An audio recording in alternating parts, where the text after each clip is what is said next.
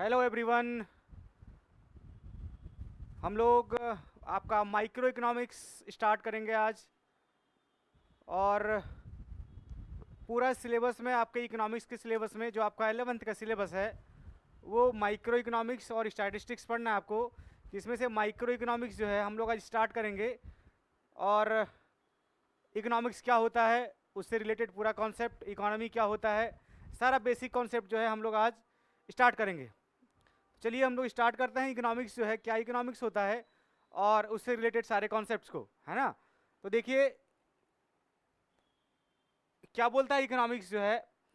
देखिए इकोनॉमिक्स से जो है आप सिंपली इस इकोनॉमिक्स को समझने का कॉन्सेप्ट यही है कि इकोनॉमिक्स के बारे में जब हम बात करते हैं तो हम बात करते हैं हमारे पास जो अवेलेबल रिसोर्स है ना, हमारे पास जो भी अवेलेबल रिसोर्स है उस रिसोर्स का यूटिलाइजेशन करना, है ना। मान लेते हैं कि हमारे पास जो भी रिसोर्स है, हम मान लेते हैं कि मनी के रूप में हमारे पास रिसोर्स है 1000 रुपये का, है ना। तो इस 1000 रुपये को इस प्रकार से यूज करना है ताकि हम अगर एक इंडिविजुअल हैं तो हम एक इंडिविजुअल कंज्यूमर हैं, तो हम सोचें कि इस 1000 रुपये को खर्च करके हम मैक्सिमम सेटिस्फैक्शन गेन कर सकें। यही कोई इंडिविजुअल सोचता है। अगर हम जो है, अगर हमारे पास हम एक प्रोड्यूसर हैं और एक इस 1000 रुपये को अगर प्रोड्यूसर जो है अपने प्रोडक्शन प्रोसेस में लगाना चाहता है तो उसका मतलब यह है कि इस 1000 रुपये को वो इस प्रकार से यूज करेगा ताकि वो 1000 रुपये से मैक्सिमम प्रॉफिट जनरेट कर सके, है ना। तो कहता है कि इकोनॉमिक्स जो सिखाता है वो रैशनल मैनेजमेंट ऑफ रिसोर्स के बारे में बताता है ना। रैशनल मैनेजमेंट ऑफ रिसोर्स का मतलब इस रिसोर्स का अच्छे से अच्छे तरीके से यूज करना, इसका मैक्सिमम यूज करना, है ना, इसका मैक्सिमम यूज करना, इसी को कहते हैं। मैक्सिमम यूज करने का मतलब उसको बर्बाद नहीं करना है, उस 1000 रुपये को वेस्ट नहीं करना है। मतलब जहां पे आपको मैक्सिमम सेटिस्फैक्शन मिले इस 1000 रुपये को खर्च करके, वहीं पे हम जो है उस रिसोर्स को यूज करेंगे। इकोनॉमिक्स हमको बताता है। देखिए डेफिनेशन में क्या लिखता है, कहता है economics is a subject matter that deals with rational management of limited resource. कह रहा है ये जो 1000 रुपये आपके पास है ना, जिसको हम रिसोर्स माने हैं, ये 1000 रुपये आपके पास लिमिटेड है। तो क्यों लिमिटेड है? क्योंकि कहता है कि ह्यूमन बीइंग जो है ना, ह्यूमन बीइंग उसका वांट्स या जिसको हम लोग इच्छा कहते हैं, या उसकी प्रवृत्ति जो ह्यूमन की इच्छाएं होती है वो अनलिमिटेड है। वो चाहता है कि हम 1000 रुपए से ही बहुत सारा चीज कर लें, है ना। तो एक होता है कि आपके पास रिसोर्स जो है वो लिमिटेड है क्योंकि वो 1000 रुपए का मात्र रिसोर्सेस है, इसको बोलते हैं लिमिटेड रिसोर्स, है ना। और इसके कंपेरिजन में कोई ह्यूमन है और ये सोचता है कि इस 1000 रुपए से हम 1000 रुपए में सारा वांट्स को पूरा कर लें, हम जो है कपड़ा भी खरीद लें, हम जो है जूता भी खरीद लें, हम जो है रेस्टोरेंट में खा भी लें, है ना, हम जो है इस 1000 रुपए से बुक भी खरीद लें। तो सारा वांट्स तो पूरा नहीं होता है ना 1000 रुपए से, तो कहीं ना कहीं आप एक दो जगह यूज करेंगे तो पूरा पैसा आपका खर्च हो जाएगा। तो कहता है कि ह्यूमन टेंडेंसी जो है वो यह चाहता है कि हम इस लिमिटेड रिसोर्स को यूज करके सारे वांट्स को सेटिस्फाई कर सकें, है ना। तो वो नहीं हो सकता है, पॉसिबल नहीं है। इसीलिए बोला जाता है कि रिसोर्स का कंपैरिजन में जो है ह्यूमन वांट्स जो है ये अनलिमिटेड है ना, ये अनलिमिटेड है। तो ह्यूमन वांट्स वो अनलिमिटेड और उसके कंपैरिजन में जो रिसोर्स है वो लिमिटेड है ना। देखिए डेफिनेशन में आगे यही बोल रहा है, कह रहा है कि डेफिनेशन जो है कहता है economics is a subject matter deals with rational management of limited resource in relation to unlimited human wants. कह रहा है कि अनलिमिटेड ह्यूमन वांट्स जो है, जो मानवीय प्रवृत्ति है, जो ह्यूमन की इच्छाएं हैं वो असीमित है, उसका कोई लिमिटेशन नहीं है। उसके कंपैरिजन में रिसोर्स जो है हमेशा लिमिटेड होता है। आगे कह रहा है in a manner such that, कह रहा है उसको इस प्रकार से यूज करें उस रिसोर्स को ताकि, कहता है at micro level individual consumer is able to maximise satisfaction. कह रहा है कोई इंडिविजुअल कंज्यूमर है अगर, तो अपने वांट्स को मैक्सिमम वो सेटिस्फाई कर सके, है ना। कंज्यूमर का यही मतलब होता है कि कंज्यूमर अगर इस 1000 रुपए को खर्च करता है तो वो चाहेगा कि हम मैक्सिमम सेटिस्फैक्शन गेन कर सकें, मतलब कम से कम हम 1000 रुपए के बराबर सामान खरीद सकें। आगे बोल रहा है, कहता अगर कोई इंडिविजुअल प्रोड्यूसर है is able to maximise his profit, तो वो अपने प्रॉफिट को मैक्सिमम कर सके, है ना। एंड कराइए माइक्रो लेवल पे, छोटे लेवल पे, माइक्रो का मतलब छोटे लेवल पे, मैक्रो का मतलब बड़े लेवल पे, पूरे देश के लेवल पे, है ना। आगे कह रहा है and at macro level a country is able to achieve highest possible GDP growth। करा है कि अगर हम पूरे देश के लेवल पे बात करें तो जो है पूरे देश के लेवल पे हमारा जीडीपी ग्रोथ हो सके, इकोनॉमिक ग्रोथ हो सके, and highest possible social welfare, कि सारे लोगों का जो भलाई हो सके, वेलफेयर हो सके। आगे करा है briefly we can say that economics is the study of optimum utilisation. ये ऑप्टिमम का मतलब होता है मैक्सिमम, है ना, बेहतर से बेहतर प्रयोग। कहता है मैक्सिमम यूज कीजिए उसका, मैक्सिमम यूटिलाइजेशन, ऑप्टिमम का मतलब maximum utilisation of scarce resources. ये स्कैर्स का मतलब होता है लिमिटेड रिसोर्स, है ना, ये स्कैर्स का मतलब है लिमिटेड रिसोर्स, लिमिटेड। स्कैर्स का मतलब होता है लिमिटेड, का मतलब कमी, दिक्कत, है ना, क्योंकि वो लिमिटेड है। In a manner such that individual gain is maximise at micro level. करे छोटे लेवल पे कोई इंडिविजुअल है तो वो अपने मैक्सिमम सेटिस्फैक्शन के बारे में सोचेगा, and social gain is maximise at macro level. करे बड़े लेवल पे जब हम पूरे देश के लेवल पे सोचते हैं तो हमारा जो है सोशल वेलफेयर हो सके, हमारा इकोनॉमिक ग्रोथ हो सके। यही है इकोनॉमिक्स का डेफिनेशन, जो कि इकोनॉमिक्स हमको रैशनल मैनेजमेंट ऑफ रिसोर्स के बारे में बताता है कि उसका इस प्रकार से यूज कीजिए कि इंडिविजुअल मैक्सिमाइज कर सके अपना सेटिस्फैक्शन, और पूरे देश के लेवल पे, मैक्रो लेवल पे हमारा देश का इकोनॉमिक ग्रोथ हो और हमारा सोशल वेलफेयर हो। चलिए नेक्स्ट पे हम लोग चलते हैं। करा है कि आपके देश में करा इकोनॉमिक प्रॉब्लम अराइज क्यों होता है। इकोनॉमिक प्रॉब्लम अराइज होने का 3 ही कारण हम अभी आपको बताए थे।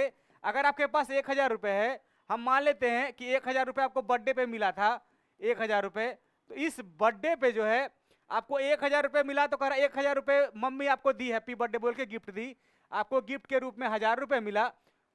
अब कहता है कि कोई बच्चा है जिसके पास 1000 रुपए है, तो इस 1000 रुपए से कहता है उसको मन हुआ कि हम जो है शू खरीद लें, उसको मन हुआ कि हम जो है क्लॉथ खरीद लें, उसको मन हुआ कि हम जो है इसको अपने दोस्त के साथ पार्टी कर लेते हैं, है ना, इसको मन हुआ कि अगर क्रिकेट खेलने वाला है तो बैट बॉल खरीद लें, है ना। तो करा ये जो है ये सारा ह्यूमन वांट्स है जिसका कोई लिमिटेशन नहीं, ये अनलिमिटेड है ना।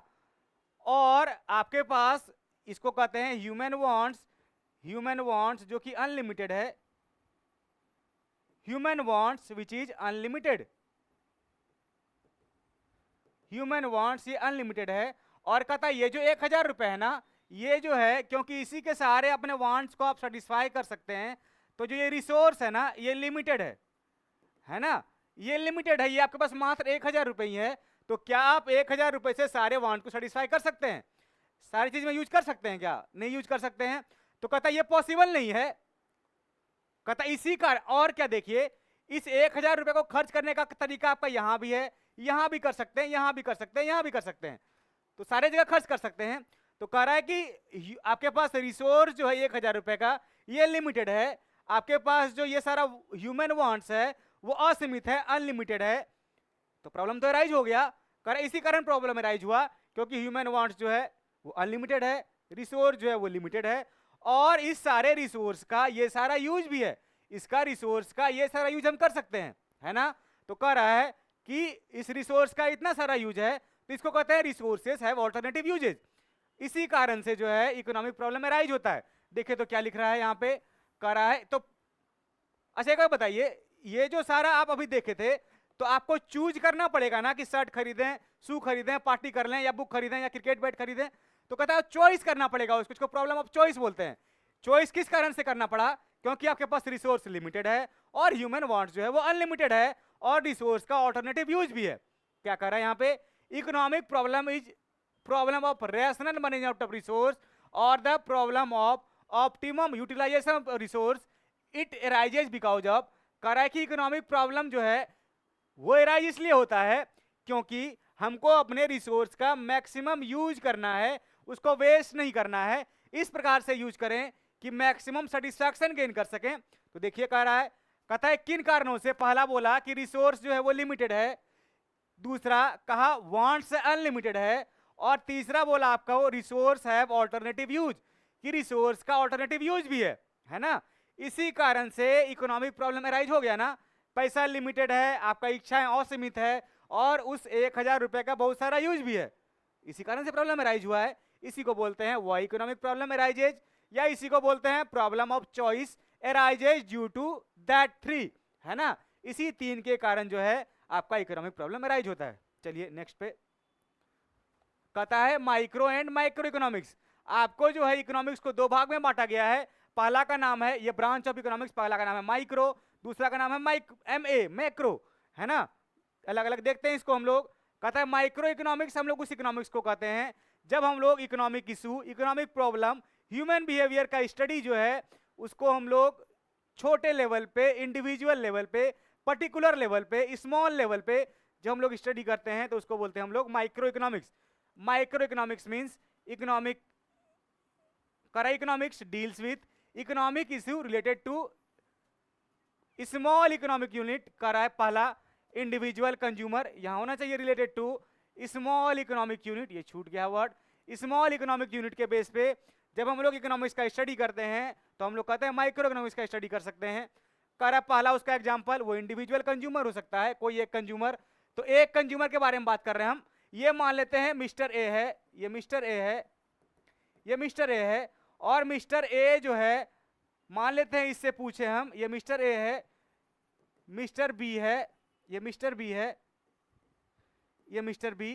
तो आप बताइए, हम मान लेते हैं ये एक कंज्यूमर है मिस्टर ए, और मिस्टर बी जो है ये जो है एक प्रोड्यूसर है, ये एक प्रोड्यूसर है। तो आप बताइए कि मिस्टर ए से हम पूछते हैं कि मिस्टर ए तुम जो है एक साल में तुम जो है कितना कंजम्पशन कर जाता है, एक साल में कितना राइस का कंजम्पशन कर जाता है, तुम जो है एक साल में कितना जो है आटे का रोटी खा जाता है। तो ये बताएगा ना मिस्टर ए, हम एक साल में जो है हम जो है 10 केजी जो है हम चावल खा जाते हैं। मिस्टर बी बताएगा कि हम जो है एक साल में 20 केजी जो है हम जो है आटा खा जाते हैं। तो कहता है कि इंडिविजुअल कंज्यूमर का जब हम इकोनॉमिक एक्टिविटी का स्टडी करें तो यहाँ पे ये कंज्यूमर कंजम्पशन कर रहा है। तो कंज्यूमर जब कंजम्पशन करता है तो वो पर्टिकुलर एक के बारे में हम बात कर रहे हैं, मिस्टर ए के बारे में।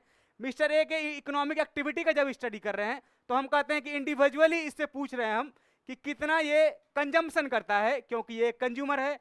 तो हम कह सकते हैं कि माइक्रो इकोनॉमिक्स का स्टडी कर रहे हैं।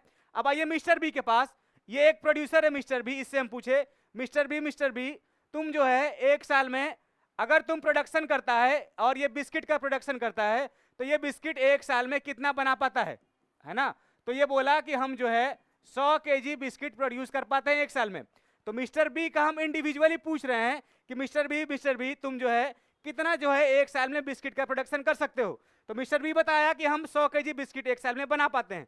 तो मिस्टर बी से हम इंडिविजुअली पूछे, मिस्टर ए से हम इंडिविजुअली पूछे। तो जब हम लोग इकोनॉमिक एक्टिविटी का स्टडी इंडिविजुअल बेस पे, पर्टिकुलर बेस पे, किसी स्मॉल इकोनॉमिक यूनिट के बेस पे, अब मान लीजिए एक टाटा मोटर एक कंपनी है, टाटा मोटर एक कंपनी है और ये जो है साल भर में अगर 500 कार बनाता है, 500 कार बना के बेचता है मार्केट में, तो हम टाटा मोटर से पूछे कि आपका जो है एक साल का प्रोडक्शन कितना है कार का।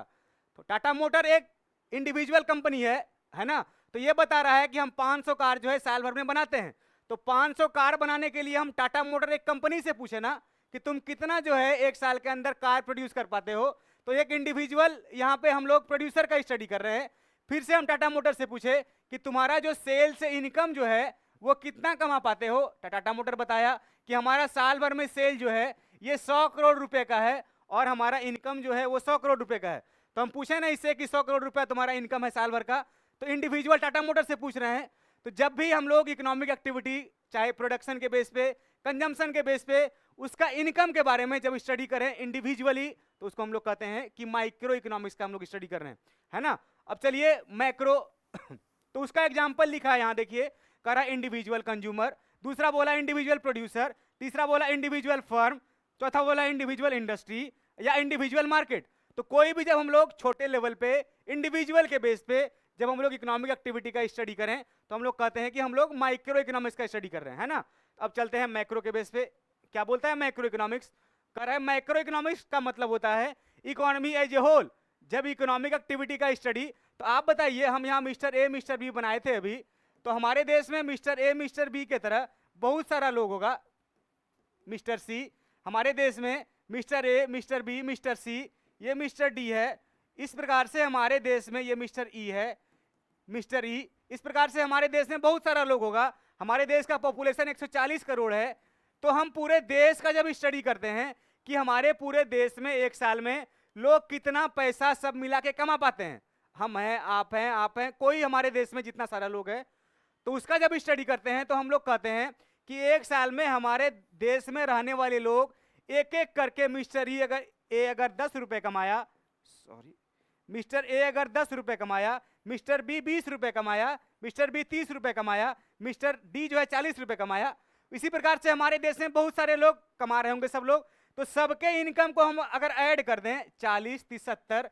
20, 90 और 10, तो कहता है टोटल जो है आपके देश का जितना सारा लोग कमा रहा है सबके इनकम को ऐड कर दीजिए तो पूरे देश का इनकम निकल जाएगा।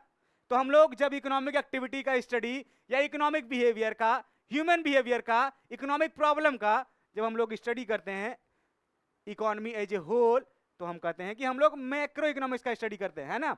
देखिए क्या लिख रहा है,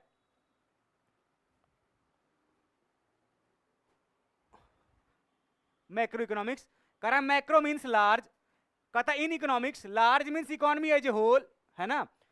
macro economics deals with economic issue related to economy as a whole, पूरे देश के लेवल पे जब हम लोग स्टडी करते हैं इकोनॉमिक प्रॉब्लम का तो हम लोग कहते हैं मैक्रो इकोनॉमिक्स का स्टडी कर रहे हैं, है ना। अब देखिए इसका वाइटल कंपोनेंट्स दिया हुआ है, यहां पे देखिए तो माइक्रो का वाइटल कंपोनेंट्स दिया था, कहता है theory of consumer behaviour, theory of demand, consumer demand करता है तो एक कंज्यूमर के बारे में बात कर रहा है तो theory of consumer behaviour and demand है ये।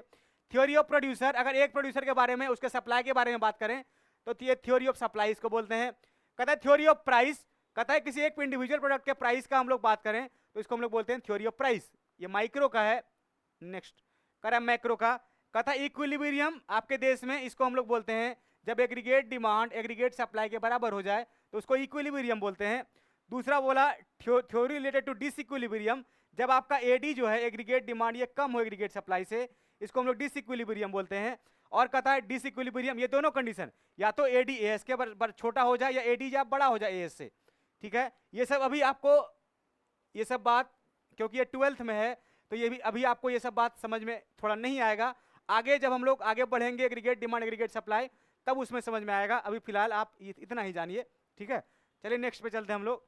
अब कहता है दोनों का डिफरेंस, कहता है माइक्रो इकोनॉमिक्स में हम लोग economic problem at the level of individual firm and individual house hold और इंडिविजुअल कंज्यूमर के बारे में बात करते हैं, है ना। मैक्रो इकोनॉमिक्स में हम लोग इकोनॉमिक रिलेशनशिप और economic problem at a level of economy as a whole पूरे देश के बारे में बात करते हैं तो मैक्रो इकोनॉमिक्स होता है। करा है micro economics basically concern with the determination of output and price for individual firm और इंडस्ट्री। करा इंडिविजुअल फर्म के इंडिविजुअल इंडस्ट्री के बारे में बात करें तो हम लोग कहते हैं माइक्रो इकोनॉमिक्स का हम लोग स्टडी कर रहे हैं।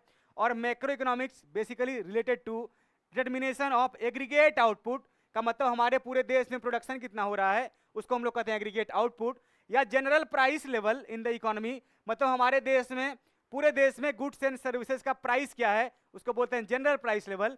तो पूरे देश का हम लोग प्राइस के बारे में बात करें, पूरे देश के सामान के बारे में, तो उसको हम लोग कहते हैं हम लोग मैक्रो इकोनॉमिक्स का स्टडी कर रहे हैं, है ना। आगे डिफरेंस कर रहा है कि जब हम लोग माइक्रो इकोनॉमिक्स का स्टडी करते हैं ना तो मैक्रो के वेरिएबल को कांस्टेंट रखते हैं, लिख रहा है micro variable remains constant. Example it is assumed that aggregate output in given while we are studying determination of output and price of individual firm और इंडस्ट्री। जब माइक्रो का स्टडी करेंगे तो मैक्रो वाले को कांस्टेंट और जब मैक्रो का स्टडी करेंगे तो माइक्रो वाले को कांस्टेंट। करा study of macro economics assume that micro variable remains constant, इसको कांस्टेंट रख देंगे। नेक्स्ट पे चलिए, कहता है मार्केट फोर्सेस का मतलब होता है theory of demand and supply.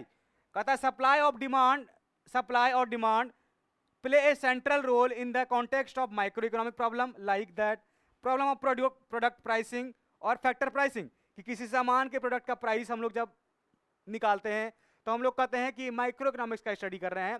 Factor prices का मतलब है फैक्टर से प्रोडक्शन का कॉस्ट हो तो उसको हम लोग माइक्रो इकोनॉमिक्स बोलते हैं। और जब हम लोग मैक्रो का बात करते हैं तो पूरे देश के लेवल पे बात करते हैं, तो उसका एग्जांपल हो सकता है कि गवर्नमेंट का बजट हो, उसका एग्जांपल हो सकता है नेशनल इनकम हो, पूरे देश का इनकम, उसका एग्जांपल हो सकता है कि हमारे देश में इन्फ्लेशन हो, हमारे देश में अनएम्प्लॉयमेंट हो, ये सब। कहता है गवर्नमेंट पॉलिसी, कहता है मॉनेटरी एंड फिस्कल पॉलिसी, जो गवर्नमेंट का सारा पॉलिसी होता है तो पूरे देश से अप्लीकेबल होता है। कर रहा है play central role in the context of macro economics problem like the problem of unemployment, poverty, inflation, हमारे देश में गरीबी, महंगाई, ये सब प्रॉब्लम पूरे देश का प्रॉब्लम है, तो इसको हम लोग बोलते हैं क्या, ये मैक्रो इकोनॉमिक्स का स्टडी है। आगे कहता है micro economics is also known as the price theory या थ्योरी ऑफ प्राइस, और macro economics is also known as theory of income and unemployment, इसको हम लोग theory of income and unemployment theory बोलते हैं। यही है मैक्रो और मैक्रो का डिफरेंस। चलिए नेक्स्ट में कर रहा है कि पॉजिटिव और नॉर्मेटिव इकोनॉमिक्स है वो किसको बोलते हैं, तो कहता इससे पहले कुछ चीज और है उसको पहले हम लोग डिस्कस करेंगे।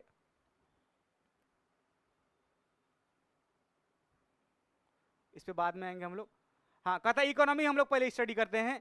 कहता इकोनॉमी क्या होता है, कहता इकोनॉमी जो एक सिस्टम है, अरेंजमेंट है, ये हमारे देश का एक सिस्टम जो कि आपको एम्प्लॉयमेंट का अरेंजमेंट प्रोवाइड करे, जो कि आपको कमाने खाने का साधन प्रोवाइड करे, तो उसी को सिस्टम को हम लोग इकोनॉमी बोलते हैं।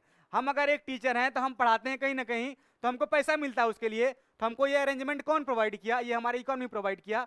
कोई डॉक्टर है वो पेशेंट का इलाज कर रहा है, तो उसको ये सिस्टम कौन प्रोवाइड किया, हमारा इकोनॉमी प्रोवाइड किया।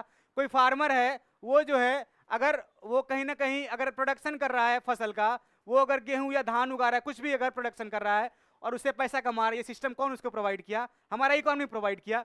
कर रहा है economy is a system which provide peoples means to work and earn their living, जो कि हमारे देश में रहने वाले लोगों को अर्निंग का व्यवस्था प्रोवाइड करे, अर्निंग का अरेंजमेंट दे और उसको खर्च करने का अरेंजमेंट दे, है ना, तो उसको हम लोग कहते हैं कि वो हमारा इकोनॉमी है ना।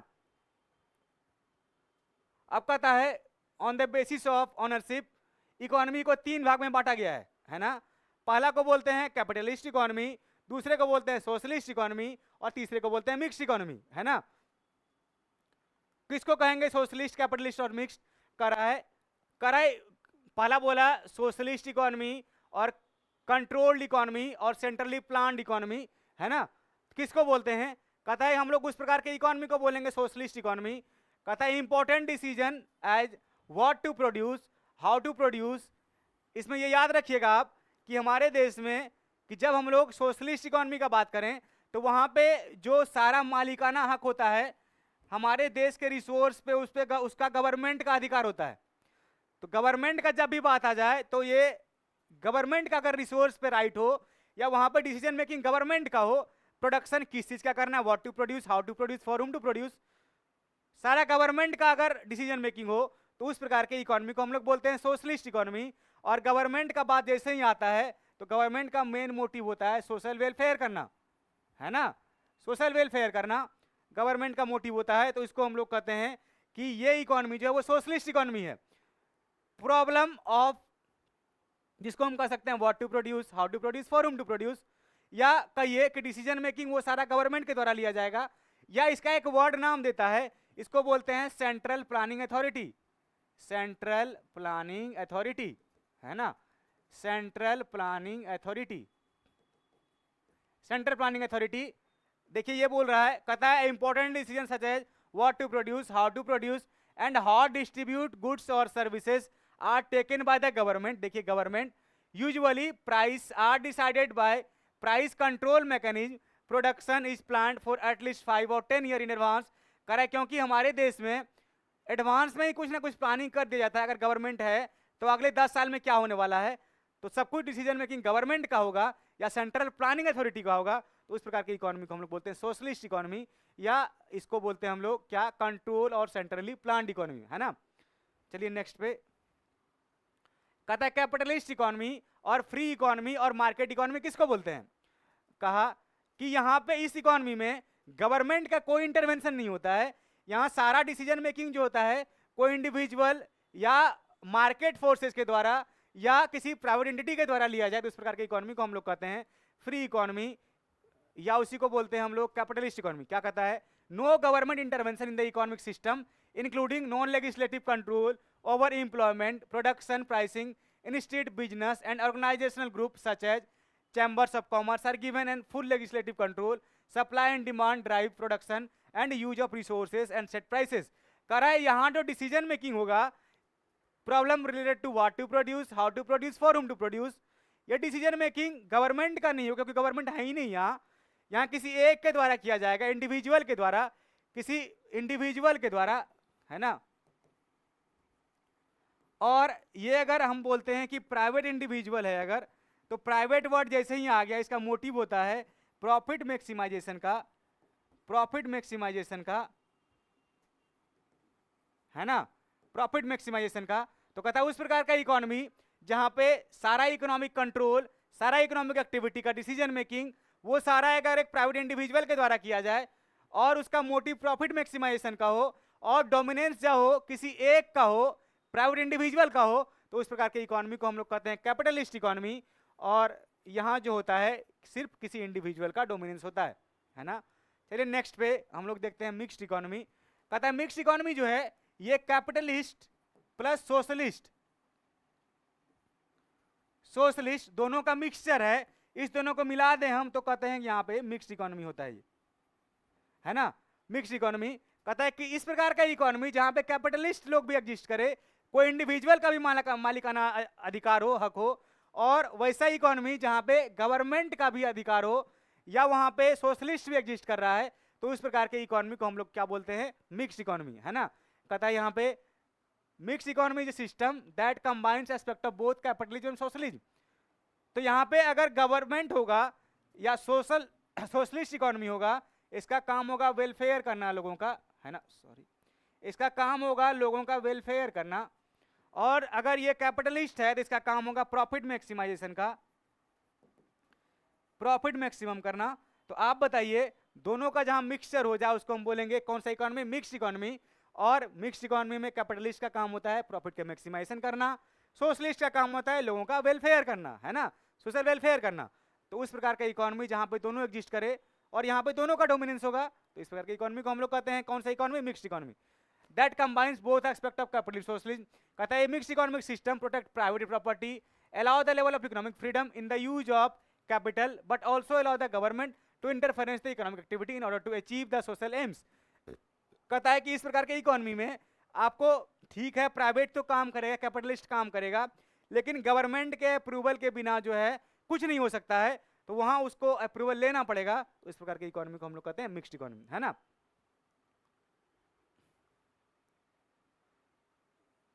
ठीक है, अब आपको बता देते हैं हम पॉजिटिव एंड नॉर्मेटिव इकोनॉमिक्स। कहता है पॉजिटिव इकोनॉमिक्स जो है हम लोग उस प्रकार के इकोनॉमिक्स को बोलते हैं जहां पे या जो इकोनॉमिक्स आपके प्रॉब्लम, इकोनॉमिक प्रॉब्लम चाहे वो पास्ट में था, इकोनॉमिक प्रॉब्लम चाहे वो प्रेजेंट में है, चाहे इकोनॉमिक प्रॉब्लम फ्यूचर में होने वाला है, उस प्रकार के इकोनॉमिक प्रॉब्लम के बारे में जो सब कुछ सच बता दे, जो सब कुछ बताए, उसको हम लोग कहते हैं वो पॉजिटिव इकोनॉमिक्स की बात कर रहा है। फॉर एग्जांपल आपके इकोनॉमी में जिस टाइम आप इंडिपेंडेंट हुए थे, तो उस टाइम आपके इकोनॉमिक प्रॉब्लम में आपका जो पॉवर्टी था हमारे देश में बहुत ज़्यादा था, ये इकोनॉमिक प्रॉब्लम था हमारा। अनएम्प्लॉयमेंट था, अनएम्प्लॉयमेंट वो जो है बहुत ज़्यादा था।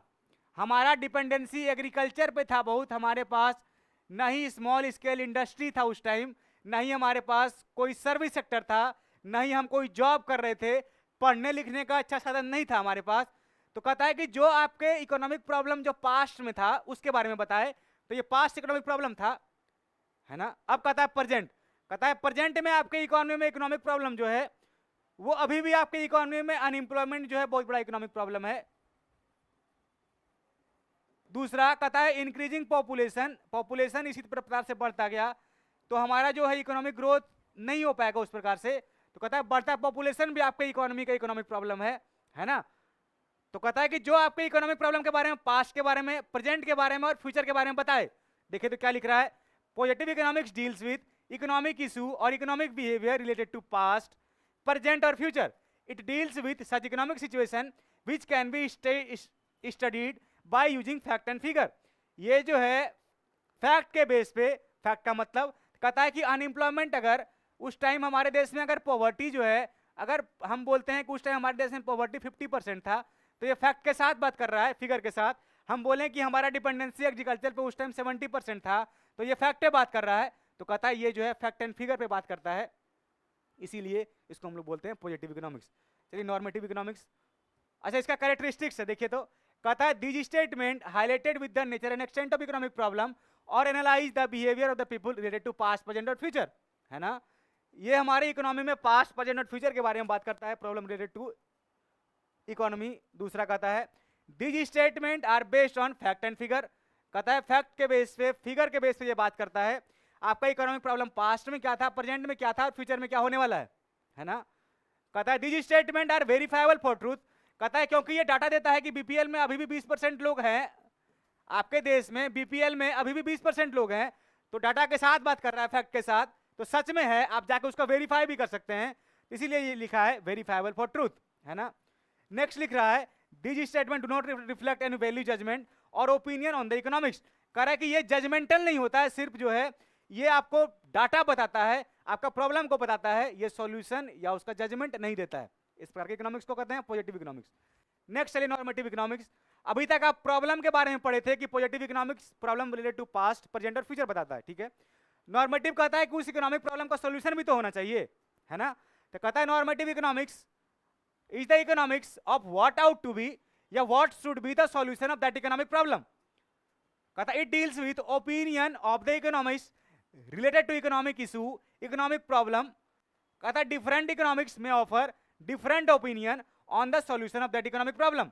कह रहा ओपिनियन इन्वॉल्व वैल्यू जजमेंट, कह रहा ये जो प्रॉब्लम हो सकता है आपका इकोनॉमिक प्रॉब्लम, उस पे अलग अलग इकोनॉमिक्स अलग अलग ओपिनियन देते हैं, ये ओपिनियन अलग अलग पर्सन का डिफर कर सकता है ना। तो उस प्रकार के जब भी आपके इकोनॉमिक प्रॉब्लम के सॉल्यूशन के बारे में, ओपिनियन के बारे में, व्हाट शुड